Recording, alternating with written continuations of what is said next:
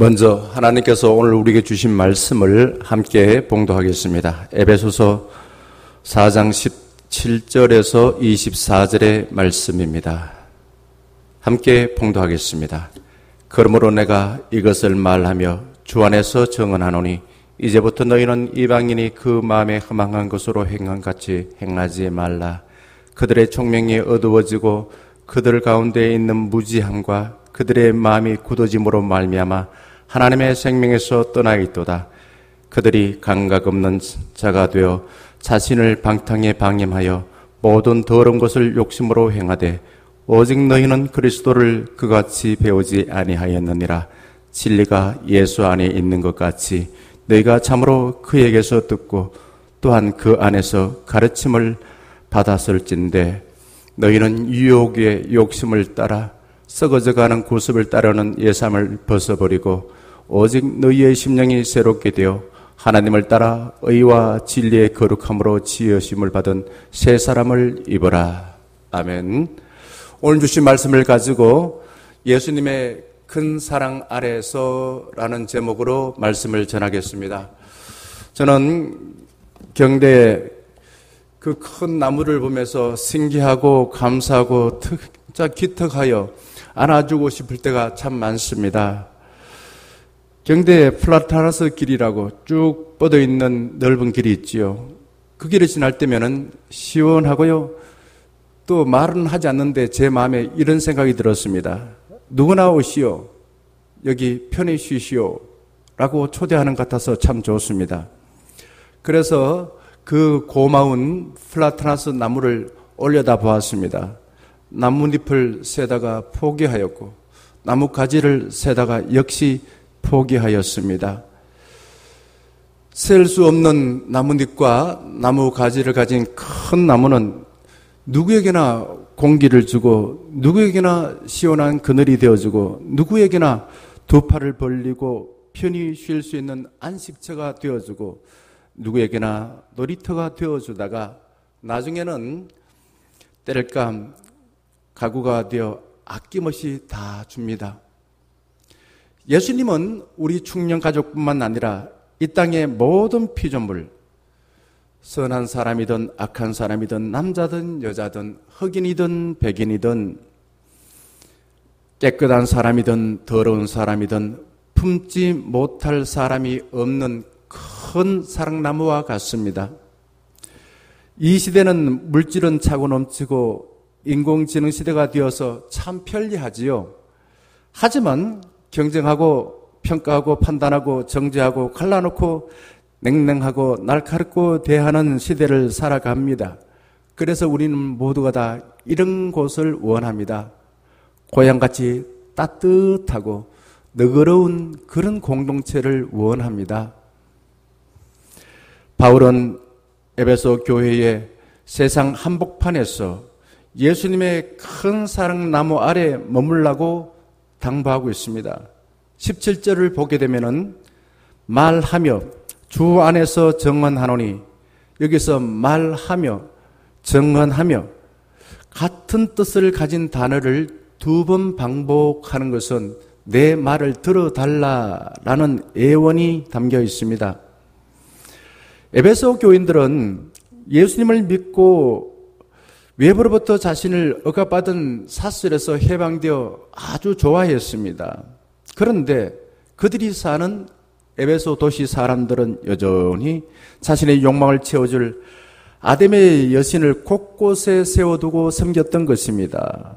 그들이 교회에서 은혜를 받고 새 사람으로 살려고 굳게 다짐하여 사회로 돌아와 보니 여전히 세상이 그 옛날 모습과 똑같았기에 주님의 뜻대로 살기가 버거웠습니다.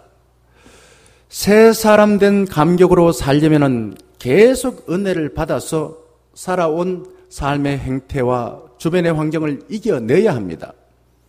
바울은 18절에서 이렇게 당부합니다. 이제부터는 이방인이 그 마음에 허망한 것으로 행함같이 행하지 말라.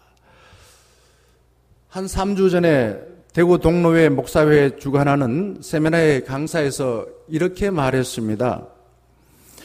대구 경북인들은 참 유학파 가운데 가장 보수적인 퇴계 이황 중심으로 의리를 중요하게 여기고 또한 자신에 대한 자부심이 너무 커서 만물을 자기 중심으로 돌리려고 한다라고 말하였습니다. 그래서 특히 나쁜 이단 교주가 많이 나왔대요. 심지어는 난초를 그릴 때도 보게 되면은 그 난초가 뿌리가 없는 난초를 그립니다. 이것이 상징하는 것이 있죠. 현실보다도 자기 머릿속에 든 관념, 전통을 더 중요하게 여긴다는 겁니다. 지금 또 대구 경북 사람들은 오랫동안 내려온 유교의 보수적인 관념이 몸에 배어 있습니다. 우리는 관성의 법칙에 지배받아서 오랫동안 길들여 온 대로 살려고 합니다. 헛된 욕망에 따라 살고 이전에 살아온 삶과 주변의 환경에 따라 살기가 쉽습니다. 우리는 내가 경험한 생각이 무조건 옳고 내가 주인공이 되고 내가 인정받기를 원합니다. 우리는 내가 경험한 생각이 무조건 옳고 내가 주인공이 되어서 다른 사람이 나를 어떻게 평가할까? 그것에만 관심을 가질 때가 많다는 겁니다. 나를 이해해주고 사랑해주기를 원하지만은 내가 선한 영향력을 발휘하고 하려고 손해보는 것을 싫어합니다. 선한 일을 하고 봉사하다가 며칠 가지 못해 지쳐서 작심삼일이란 말이 나왔습니다. 선한 일은 빨리 포기하고 싶어하고 나쁜 것은 가만히 있으면은 내 주인으로서 행세하고 있습니다. 이방인들이 살아가는 삶의 방식은 마음에 허망한 것으로 행합니다. 마음은 우리의 행동을 결정하는 것입니다. 우리는 생각하는 대로 살지 않고 갈망하는 대로 선택하여 행동하는 것입니다. 행동을 결정하는 것은 머리로 아는 지식이 아니라 마음을 이끄는 감정인 것입니다. 헛된 욕망에 따라 만사를 결정해놓고 내가 알고 있는 지식으로 나 자신을 합리적으로 해석하려고 지식을 이용하는 것입니다. 이솝 우화에서 늑대가 포도를 따먹으려 하다가 실패한 뒤 말합니다. 저 포도는 신포도야? 자기가 따먹지 못하니 신포도라고 말합니다. 그래서 소크라테스는 나는 모른다는 것을 안다 라고 말하여 인류 역사에서 최고의 지혜자로 칭송받습니다. 무지의 지를 알았다는 겁니다. 예수님께서도 마가복음 1장 15절에서 회개하고 복음을 믿으라. 무슨 말입니까? 너 자신이 할 수 있는 것은 최선을 다하고 할 수 없는 것은 인정하고 하나님의 은혜로 도움을 받아 온전하게 되라 라고 당부하였습니다. 어떤 사람을 만나고 싶습니까? 또 반대로 어떤 사람은 만나고 싶지 않습니까? 나를 따뜻하게 대해주는 사람은 자꾸 보고 싶고 어디에 있든지 만나고 싶어서 달려가고 싶은 것입니다. 자기밖에 모르는 사람을 만나면은 내가 저 사람에게 이용당하지 말아야지, 상처받지 말아야지 라고 긴장을 하여서 매우 힘이 듭니다. 요즘 세상에서 많이 관심 갖는 그런 단어들이 있습니다. 주로 심리학적으로 보게 되면은 나르시스트, 가스라이팅, 소시오패스, 자기밖에 모르는 사람에 대해서 무척 연구를 많이 하고 사람들은 관심이 많다는 겁니다. 왜 결혼하기 싫어할까요? 외적인 이유가 있겠지만은 나와 다른 사람과 지내는 것이 힘들기 때문인 것입니다. 결국 이 시대에 능력 있는 사람은 나와 다른 사람과 잘 지내는 사람인 것입니다. 다른 사람이 들어갈 여지가 없고 오로지 자기 생각만 옳다고 확신하는 확정편향적인 사람, 남을 자기를 위해 이용하는 사람의 주변에는 사람들이 있을까요? 없을까요? 없습니다. 자영업에서 성공한 사람들은 하나같이 말합니다. 나는 손님을 돈으로 보지 않고 사람으로 보았다 라고 말합니다. 사람이 보여야 진짜 돈도 벌 수 있다 이거죠. 다른 사람이 먹고 있는 밥을 빼앗아 먹은 뒤 와우, 나 의미가 충만해 라고 말하는 사람은 없습니다. 내가 조금 손해를 보더라도 밥 한 그릇밖에 없음에도 불구하고 그 밥을 배고픈 다른 사람과 나눠 먹을 때 와우, 내 삶이 의미가 충만해 라고 기뻐하지요. 예수님을 알지 못한 사람은 자신을 세상과 타인의 중심에 놓고 자기의 유익을 위해 사용합니다. 외부에서 주입되고 강요된 욕망을 채우려고 할 때에 가로막으려 하면은 위협합니다. 내가 가장 사랑하는 것이 곧 내가 숭배하고 추종하는 신이 되어 살아가는 것입니다. 대부분 사람들은 자기 외부에서 주입된 욕망을 채우기 위해 물불을 가리지 않습니다. 어거스틴은 두 가지 사랑을 말하고 있습니다. 하나는 탐욕을 사랑하는 것이고 다른 하나는 하나님을 사랑하는 것이라고 말합니다. 인간도 동물처럼 기본적인 욕망을 채워야 합니다. 하지만 외부로부터 강요된 욕망은 결코 채울 수 없고 해결하지 아니하면은 평생 그것이 나의 그림자 되어서 나는 그 그림자의 종로를 하며 살아가는 것입니다. 우리 사회는 상품을 팔기 위해 광고를 통해 불필요한 욕망을 채워서 그것이 마치 하나님의 뜻처럼 여기는 세상이 되어버렸습니다.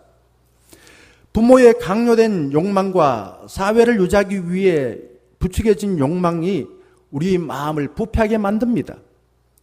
예레미야 선지자는 예레미야서 17장 9절에서 만물보다 거짓되고 심히 부패한 것은 무엇이라고요?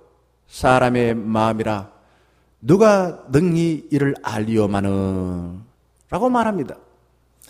탐욕에 빠진 사람은 입으로는 하나님을 사랑한다고 말하면서도 불구하고 하나님과 사람을 사용합니다. 하나님을 내가 하기 싫은 것을 대신 해주는 심부름꾼처럼 취급하고 내가 하지 못하는 것을 해결해주는 해결사처럼 취급합니다. 마치 하나님을 로봇이나 소모주나 600만 불 사나이쯤으로 여기는 것입니다. 예수님은 마태복음 6장 33절에서 먼저 그의 나라와 그의 의를 구하라. 그러면은 먹고 입고 마실 것을 주신다고 약속하셨습니다.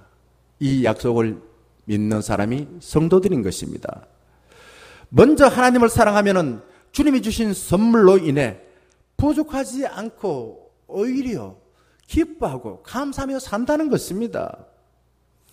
하나님을 사랑하기보다 하나님을 사용하고 하나님 주신 선물을 하나님처럼 숭배하고 살아가게 되면은 기쁨보다도 허망한 삶을 살게 되어집니다. 가난할 때는 교회에서도 허망한 욕망을 하나님이 채워준다라고 유혹하는 허망된 짓을 해왔습니다. 허망의 반대는 의미인데 삶의 의미가 어디에서 올까요? 삶의 의미는 사랑하고 사랑받을 때 생기는 것입니다. 우리는 험한 것을 위해 이 땅에 보냄받지 않고 의미 있는 삶을 살라고 보냄받았습니다. 바울은 에베소 교인들에게 이방인들처럼 허망한 것을 행하면 18절에 이렇게 된다고 말합니다. 총명이 어두워지고 그들 가운데 있는 무지함과 그들의 마음에 굳어짐으로 말미암아 하나님의 생명에서 떠나 있도다 라고 경고하고 있습니다. 믿음은 하나님을 마음의 중심에 두고서 살아가는 것입니다. 우리의 마음에 두 개의 기둥이 있을 때에 허망하지 아니하고 총명하여서 하나님이 약속하신 복을 많이 누릴 수가 있습니다. 말씀을 듣는 기둥과 또한 들은 말씀대로 살려고 기도하는 기도의 기둥, 이 두 개의 기둥이 있을 때에 우리는 지혜로운 사람이 되어지는 것이에요. 하나님을 마음의 중심에 없는 사람은 총명이 어두워져서 참과 거짓, 즉 나에게 정말 필요한 것과 필요 없는 것, 이것을 구별할 수가 없는 사람이 되어진 것입니다. 무지는 학벌이 아닌 것입니다. 하나님의 마음을 알아차리지 못하는 것이 무지인 것입니다. 고린도전서 1장에서 하나님이 마음의 중심에 없던 유대인들은 십자가를 미련하다고 무시하였고, 또한 헬라인들은 어리석다고 비난했습니다. 그러나 십자가가 어떤 것입니까? 십자가는 누구도 할 수 없는 하나님의 능력과 지혜로서 죄인들을 구원할 수가 있었습니다. 십자가는 하나님의 능력과 하나님의 지혜인 것입니다. 과연 누가 무지할까요?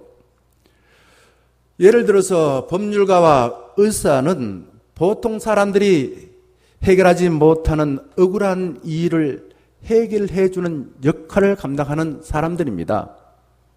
그런데 그들이, 법률가, 의사들이 돈에 눈이 어두워서 사람들을 억울하게 만든다면은 그들은 의사와 법률가로서의 목적을 잃어버린 무지한 사람이 되는 것입니다. 우리 중년 가족들은 지혜로워서 하나님의 지혜와 능력인 십자가로 구원받고 사단의 유혹을 물리치며 살리라고 믿습니다. 바울은 이방인들은 마음이 굳어졌다고 말합니다. 몸과 마음이 굳어지면은 감각이 없습니다. 마음이 굳은 사람은 자기가 살아온 삶만 확신하고, 그리고 다른 사람들과 대화하거나 소통하기를 싫어합니다. 마음이 굳은 사람은 이미 실패한 캐캐묵은 옛날 이야기, 예전에 통용되었던 삶의 방식만 고집하며 살아갑니다. 이런 사람을 두고서 편견과 독단, 선입견에 사로잡힌 사람이라고 말합니다. 편견, 독단, 선입견에 사로잡힌 사람들은 만나도 내가 들어갈 여지가 없기에 함께 있기가 힘이 듭니다. 마음이 굳어서 자기가 한 나쁜 짓도 옳게 여깁니다. 강요된 욕망에 빠져서 자신의 인생, 주어진 시간과 돈과 삶을 온통 강요된 욕망을 이루기 위해 살아가며 인생을 허비하는 것입니다. 여러분 다 말랑말랑한 것을 좋아하시지요? 말랑말랑을 좋아한다는 말은 내 속이 그만큼 차갑고 두렵고 거칠다는 반증인 것입니다. 아이들에게 말랑말랑한 진흙이나 말랑말랑한 머리밭이나 말랑말랑한 풍선이나 말랑말랑한 비눗방울을 주면요, 하루 종일 재밌게 놉니다. 우리의 속이 차갑고 두렵고 거칠기 때문에 누구나가 다 부드럽고 따뜻하고 관용적인 사람을 좋아합니다. 내 말을 들어주고 따뜻한 눈빛으로 바라봐주고 내 말에 응대하면서 고개를 끄덕여주는 말랑한 사람을 좋아하지요. 우리 중년가족, 마음이 말랑말랑하여서 사람들이 좋아하는 사람이 되길 바라겠습니다. 바울은 19절에서 하나님을 중심에 두지 않는 사람을 이렇게 말합니다. 그들이 감각 없는 자 되어 자신을 방탕에 방임하여 모든 더러운 것을 욕심으로 행하되. 왜 이렇게 방탕에 방임합니까? 그 이유를 20절에 말합니다. 오직 너희는 그리스도를 이같이 배우지 아니하였느니라. 예수님을 배우고서 엉뚱하게 산다는 겁니다. 만물을 자기 중심으로 돌리는 사람은 진짜 부끄러운 것에는 부끄러워하지 않고 부끄러워하지 말아야 될 것에 부끄러워하며 살아가는 것입니다. 무엇이 부끄럽습니까? 내가 원하는 것을 얻으려고 수단과 방법을 가리지 않고 어떤 짓을 해도 된다고 생각합니까? 하나님을 사랑하지 않고 자신을 하나님처럼 행사하고 이웃을 내 몸처럼 사랑하지 않고 나의 헛된 욕망을 위해 이웃의 돈과 또한 영혼을 빼앗아도 부끄러워하지 않습니까? 오히려 이런 사람들은 큰 소리칩니다. 억울하면은 너도 나처럼 무슨 짓을 해서라도 네가 좋아하는 돈을 벌어봐라. 탐욕과 돈이 신이 되어버린 세상에서는 자신의 잘못이 아니라 가난이라든지 외모라든지 가방끈이 짧은 것, 힘이 없는 것을 부끄러워하는 세상이 되어버립니다. 내가 선택하지 않고 내가 잘못한 것이 아닌 것을 가지고 부끄러워할 필요가 없습니다. 예를 들어서 부모 없이 태어난 고아가 누가 부모 없이 태어나고 싶겠습니까? 그러니 부모 없다고 부끄러워할 필요가 없습니다. 하나님의 뜻과 방법에 따라 나답게 살지 못하는 것이 진짜 부끄럽지 않습니까? 바울은 로마서 1장 28절에서 이렇게 말합니다. 그들이 마음에 하나님 두기를 싫어하며 하나님께서 그들을 그 상실한 마음대로 내버려 두사 합당하지 못한 일을 하게 하셨으니 29절에서 모든 불의, 추악, 탐욕, 악의가 가득한 자요, 시기, 살인, 분쟁, 사기, 악독이 가득한 자요, 수근수근하는 자요, 비방하는 자요. 마음의 중심에 하나님 두기를 싫어하면은 엉망진창이 되어도 부끄럽게 여기지 않는다는 겁니다. 마음이 하수구처럼 냄새나고 더럽고 생명이 살 수 없는 것이 되어도 부끄럽게 여기지 않는다는 것입니다. 바울은 24절에서 하나님을 따라 의와 진리의 거룩함으로 지음받은 새 사람을 입으라고 말합니다. 예를 들어서 목욕탕에 가서 아무리 비싸게 돈을 주고 산 명품 옷이라도 벗지 않고 탕에 들어간 사람 아무도 없습니다. 새 옷을 사서 입고 있던 헌 옷을 입고 그 위에다가 그 겉에다가 새 옷, 명품 옷을 입는 사람은 없는 것입니다. 바울은 21절에서 진리가 예수 안에 있는 것 같이 참으로 그에게서 듣고 또한 그 안에서 가르침을 받았을진데, 바울은 예수님을 진리로 알고 난 뒤 지금부터 세상에서 배운 그 지식을 배설물처럼 버리라고 말합니다. 그런데 내 머릿속에 이미 기억된 지식이 있는데 어떻게 그걸 버릴 수가 있겠습니까? 배설물처럼 버린다라는 말은 예수님을 아는 지식이 확실한 지식이기 때문에 그 지식을 가지고 이미 기억되어 있는 모든 지식을 새롭게 해석하여 산다라는 겁니다.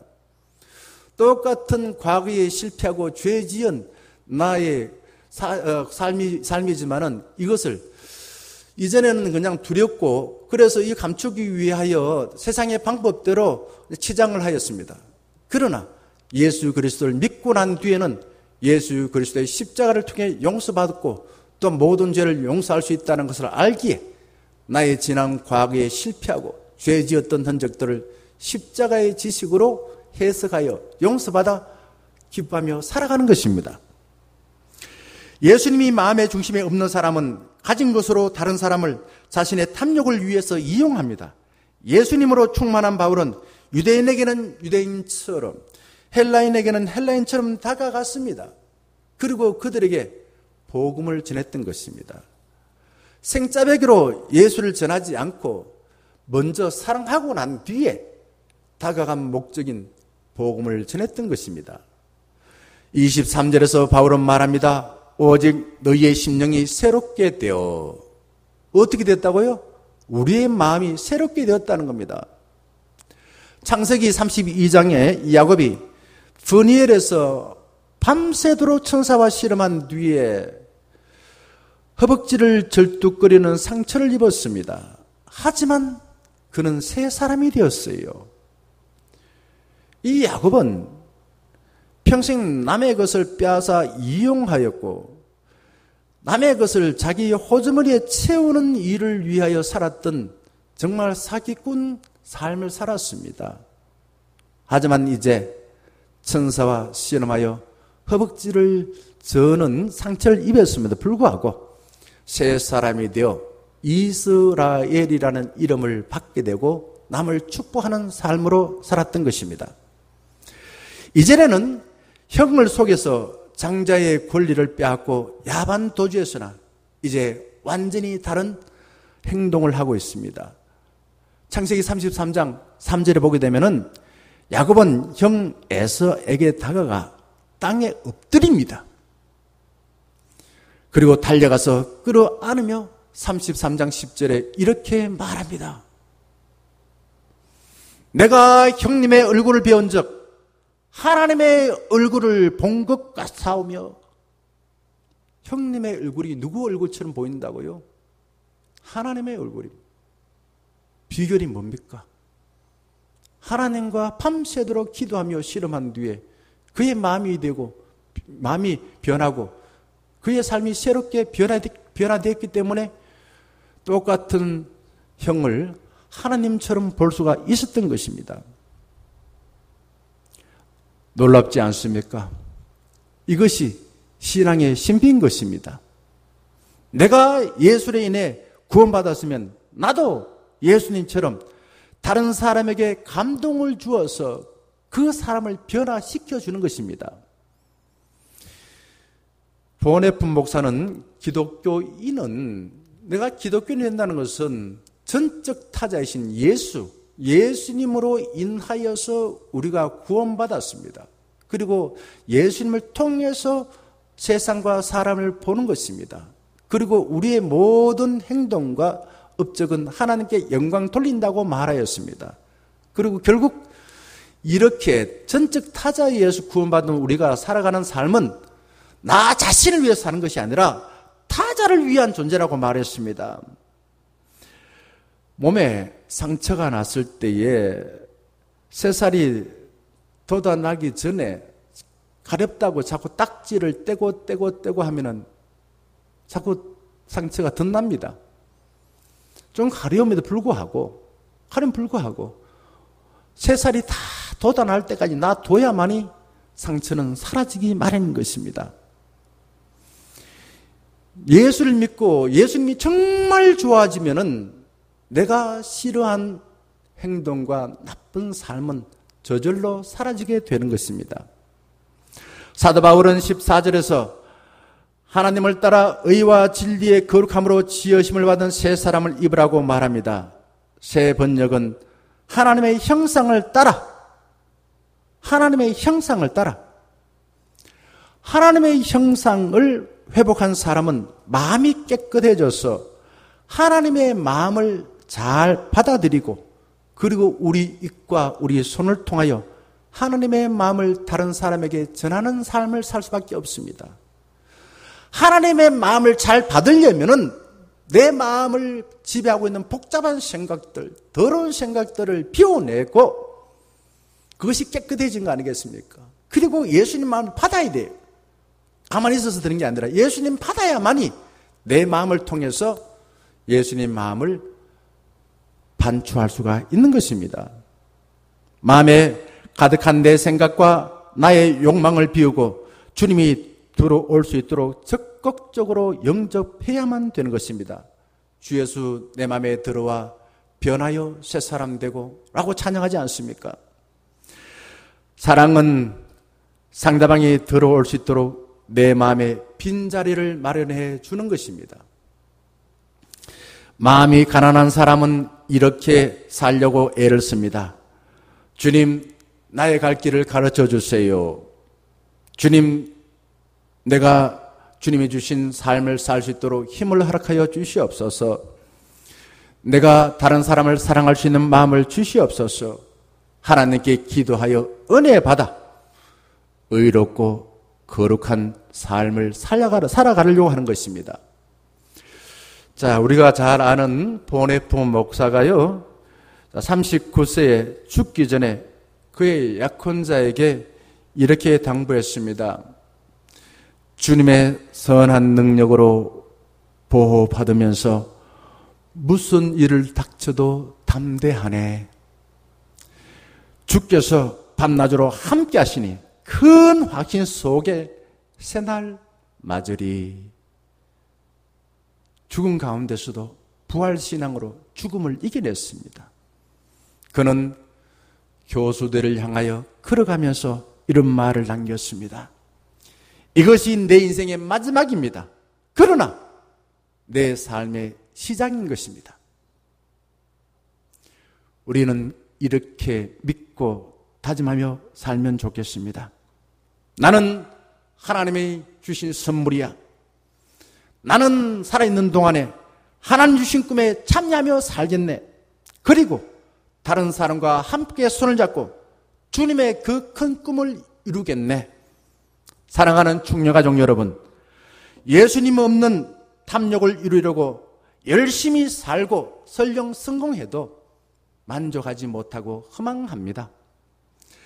마음에 예수님이 돌아올 수 있도록 빈틈을 만들어 놓으시고 예수님이 펼쳐놓은 큰 사랑나무 아래에 오랫동안 머물러서 타인에게 해를 끼치지 마시고 선한 일을 행하시고 다른 사람들과 함께 손을 잡고 하나님 나라의 그 큰 꿈을 펼쳐나가시기를 주님의 이름으로 간절히 축원합니다.